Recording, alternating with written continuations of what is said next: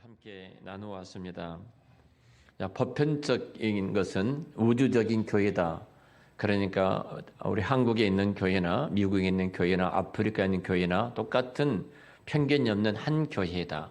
우주적으로 한 교회다. 말씀을 드렸습니다. 작게는 교회 안에가 보편적이죠. 우리는 생각이 다르고 또 살아온 삶과 패턴과 각기 남녀노소가 다 다르지만 우리는 한 신앙 고백을 통해서 교회가 하나로 모아진 한 몸의 지체가 된 보편적인 교회, 모든 편견을 뛰어넘어서 하나 된 교회를 말씀을 하고 있습니다. 사실 이런 면에 있어서 우리가 보편적인 교회가 무엇인가를 늘 고민을 할 때 우리는 교회를 함부로 생각을 하지를 않습니다. 우리 한국 교회가 가장 아픔이 있다면 개교회주의, 철저하게 이기적입니다. 우리 교회만, 내 교회만 이런 생각을 갖고 있죠. 이것이 종교 개혁자들이 가장 두려웠던 그 당시에도 두려웠던 생각입니다. 그런데 사실 하나님의 은혜 아래에 이 교회가 서 있지 않으면 인간의 타락과 죄성과 부패성을 갖고 있기 때문에 순간적으로 이기적인 교회로 흘러갈 수밖에 없습니다. 내 교회만 이렇게 생각을 하게 됐죠. 사실 우리는 그 구원 이렇게 말하면요, 구원 말할 때 이제 개인적인 구원을 말합니다. 예수님께서 나를 위해서 십자가에서 죽으시고 나를 위해서 부활하시고 나를 위해서 승천하시고 나를 위해서 하나님 보좌 우편에 앉아 계시면서 오늘도 나를 위해서 중보 기도하고 계시는 분, 철저하게 개인 구원으로 우리는 이런 복음적인 개인 구원에 맞춰서 우리는 신앙생활을 해왔어요. 그래서 우리는 교회에 대해서 별로 배우지를 못했습니다. 그래서 교회에 대한 우리 알미 굉장히 부족합니다. 개인적으로는 구원에 대한 이 부분에서 분명한 확신을 갖고 있는데 교회에 대한 중요성, 우리가 구원받은 주의 백성들이 같은 신앙 고백을 하고 그리스도를 머리로 한 몸의 지체됨에 대한 한 몸의 지체됨이 얼마만큼 중요한 교회인가, 왜 주께서 이 땅에 교회를 세우시고 그 교회를 통하여 이루신 일이 무엇인가를 알지 못하다 보니까 우리는 개인 구원이 오히려 교회를 무너뜨리는 형식으로 가고 있는 것을 보게 됩니다. 이런 면에 있어서 우리는 많은 생각들을 해야 되고요. 신학서적을 볼지라도 이 교회론은요, 성령론 안에 들어와 있어요. 성령론 안에 교회론이 있습니다. 성령께서 사역하신 터가 어디라고 그랬어요? 교회입니다. 그러니까 이 교회론은 성령론 안에 신학적으로 들어와 있는 거예요. 성령님이 사역하시고 일하신 그 터가 교회예요. 그러니까 성령을 우리가 알면은 더 교회가 무엇인가 풍성하게 알 수가 있겠죠. 우리가 성령 사역에 대해서 제대로 이제 이해하려면 교회가 도대체 무엇인가, 이 교회에 대해서 아는 것이 이제 필수적입니다. 우리가 사도행전을 그 사도행전 우리가 통해서 우리가 확인해 볼 수 있는데요. 사도행전은 이렇게 말하죠. 성령 행전이다 이렇게 말합니다. 사도행전은 성령님의 행전이다. 다시 하면은 성령의 사역이 정말로 풍성하게 나타난다. 사도행전 속에는 다른 한편으로 이 사도행전은 교회 확장에 대한 책입니다. 그러니까 결국 성령 역사가 바로 교회를 확장해가고 교회를 확대해가고 있는 것을 보게 되어져요. 오순절 성령 강림 사건 이후에 성령께서 하신 일은 다름이 아니라 신약 교회를 세우셨다는 사실을 여러분들 잘 아실 것입니다.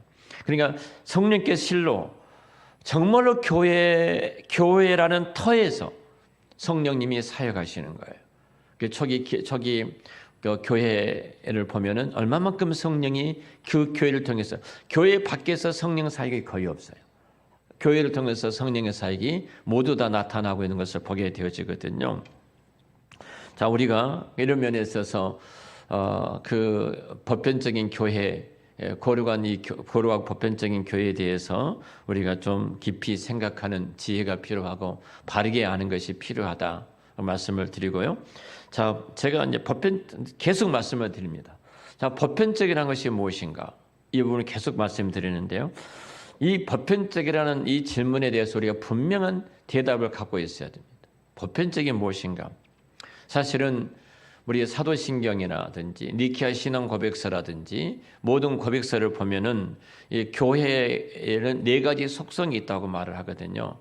뭐 신학적으로도 뭐 우리가 그렇게 공부를 합니다만 4가지 속성이 있는데 4가지 속성에는 교회는 하나다. 그러니까 예수 그리스도를 신앙으로 고백했던 모든 교회는 하나이다. 하나예요. 같은 신앙 고백이에요. 우리가 뭐 아기동산이라든지 제이메세드라든지 신천지라든지 다 교회 성경 가지고 이야기를 합니다. 이 교회가 아닙니다. 하나님의 교회라든지.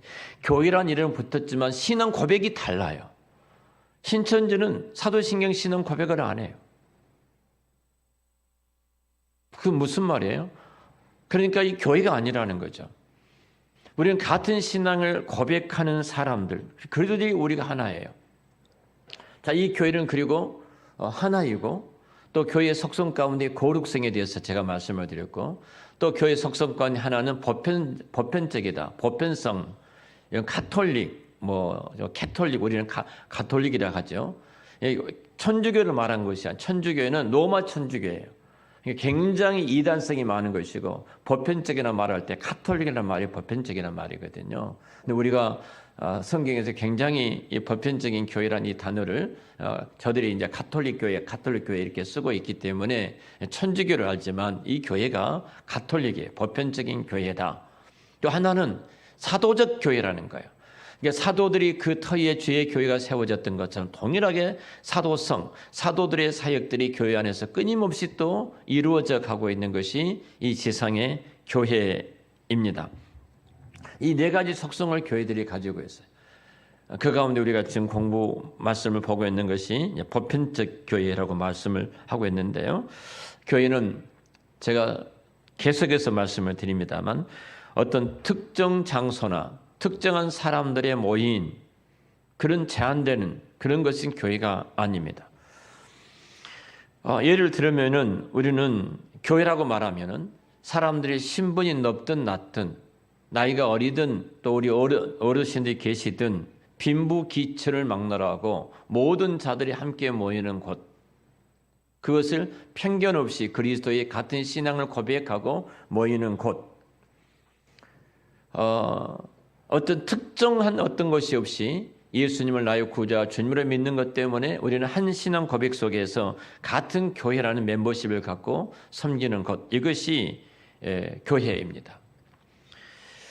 그런데 뭐 강남에 있는 수준의 교회, 또 빈민촌에 있는 교회, 뭐 서민 민중만을 위한 교회, 이것은 교회가 아닙니다.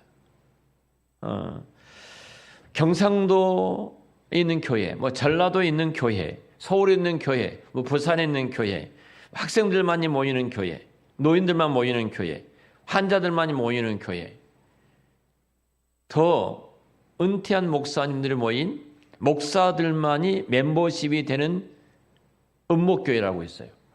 저도 은퇴하니까 은퇴하게 되어지면은 은목교회에서 나 목사님도 은퇴한 목사님 모인 교회로 나오십시오. 이제 이렇게 그분들이 말하실 거예요. 이건 교회가 아닙니다. 그런 교회는 존재해서는 안 되는 겁니다. 그들만의 모임이 교회가 아니에요.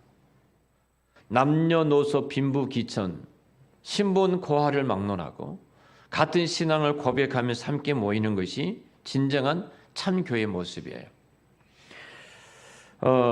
우리가 잘 아는 것처럼 아프리카에도 교회가 있고, 네팔에도 교회가 있고, 제가 네팔 신학 교회들하고 같이 관계를 하고 있잖아요. 또 인도네시아에도 교회가 있고, 캄보디아에도 교회가 있고, 다 있습니다. 미국에도 있고, 화란에도 있고, 다 교회가 있습니다. 북한에도 교회가 있습니다. 자, 이렇게 말할 때 이 모든 같은 예수 그리스도에 대한 신앙을 고백한 이 교회들을 우리는 한 교회라고 봅니다. 보편적인, 그래서 교회 이렇게 말을 하는 거예요. 우리 교회 안에 그러잖아요. 어린 아이도 있고 정말로 구순이 넘으시는 우리 어르신도 계시고요. 고등학생도 있고 중학생도 있고 청년도 있습니다. 가난한 사람도 있고 부자도 있습니다. 건강한 사람도 있고 병든 사람도 있습니다. 화이트 칼라도 있고 뭐 소위 말하는 블루 칼라도 있을 것입니다. 이 사람들이 다 같이 모여서 모이는 교회, 하나의 교회가 되어져 예배를 드리는 교회, 이것이 보편적인 참 교회의 모습이에요. 자꾸 우리가 세대를 나눕니다. 아이들은 아이들대로 예배를 드려라. 아이들 예배, 그건 교회가 아닙니다. 그러니까 이 교회란 단어를 아이들 속에는 바르게 심어지지는 못하는 거예요. 여러분, 아이들이랑 다릅니까? 영적으로 똑같은 존재이거든요. 한 몸의 지체에 똑같은 지체이거든요. 이런 면에서 본다면 우리가 모두가 하나가 된 보편적이고 하나 된 교회에 대한 인식을 우리가 바르게 가질 때 우리는 편견 없이 참 교회를 이룰 수가 있다. 이렇게 말할 수가 있을 것입니다. 자, 그러면 여기서 중요한 것이 하나 있는데, 자, 우리가 어떻게 보편적인 교회로 남녀노소 빈부귀처 신분과를 막론하고 하나가 될 수가 있는가? 자, 그것이 고린도전서 우리가 봉독하지 않았지만 12장의 말씀입니다. 자, 고린도서 12장 말씀을 이제 보겠습니다.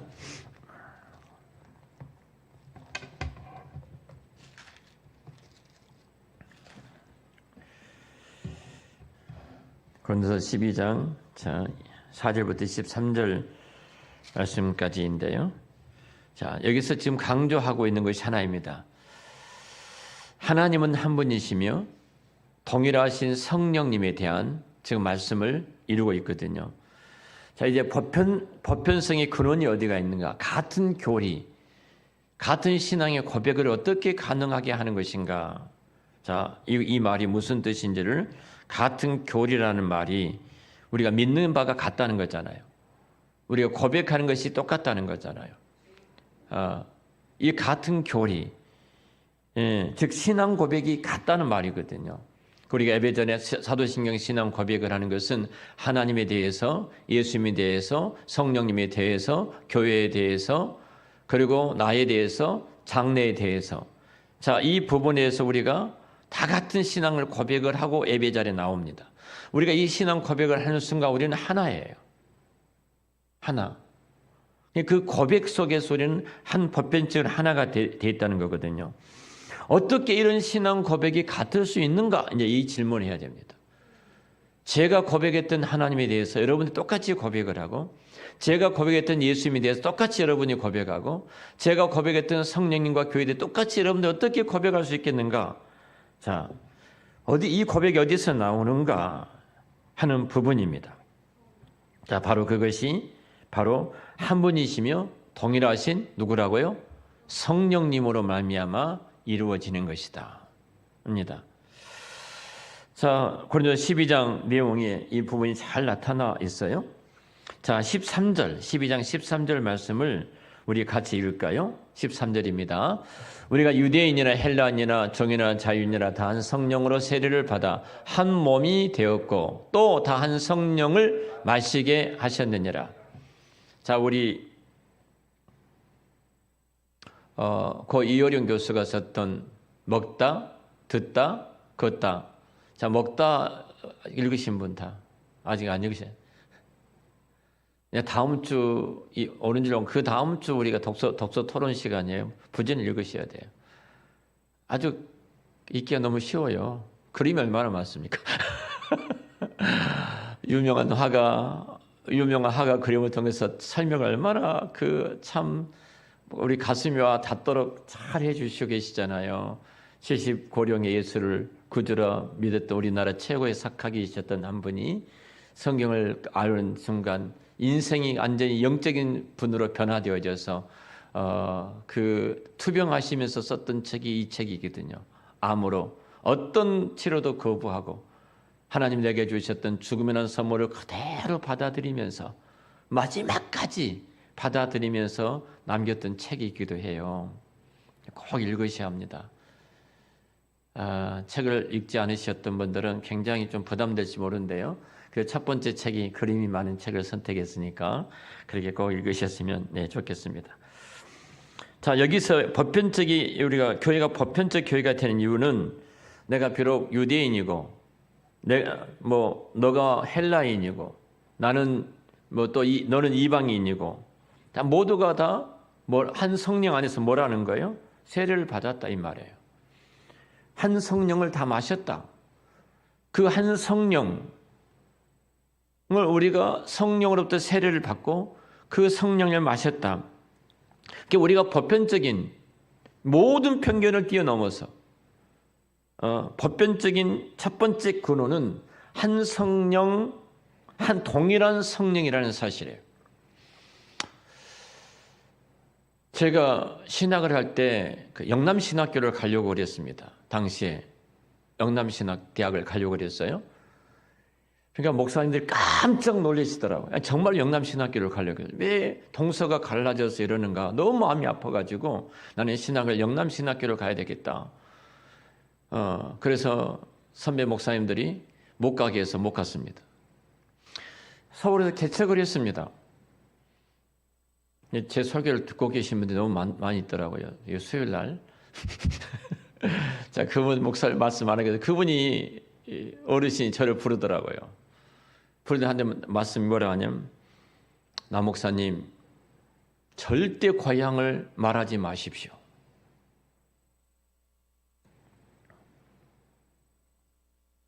이 어르신은 목회를 하시면서 거기에 대한 상처를 너무너무 많이 받으셨던 것 같아요.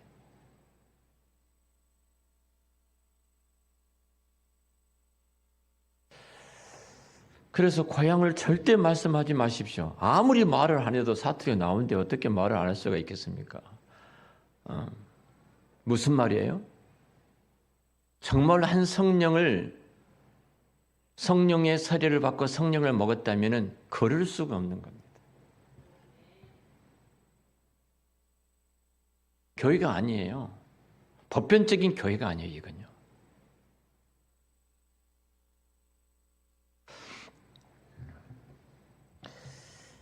사실 우리가 한 성령으로 세례를 받았어요. 이어령 교수가 고 이어령 교수가 70이 넘으셔서 예수를 믿을 때서 마셨다. 성령을 마셨어요. 먹었어요. 떡을 떼고 잔을 그리스도의 떡과 피를 먹었어요. 내가 그리스도와 함께 죽고 살아났어요. 성령을 마셨어요. 그리고 이분이 영적인 눈이 열려버린 거예요. 그리고 그동안 그가 이 세상의 지식을 갖고 살아왔던 당신이 그것밖에 보지 못했는데 그 예수를 믿고 그 예수가 내 안에 들어온 순간 누구도 보지 못한 다른 세계를 보고 계셔버린 거예요. 근데 우리가 어떻게 지역이 다르다고 나이가 다르다고 어떤 편견을 갖고 교회에서 말할 수 있냐 이 말이에요.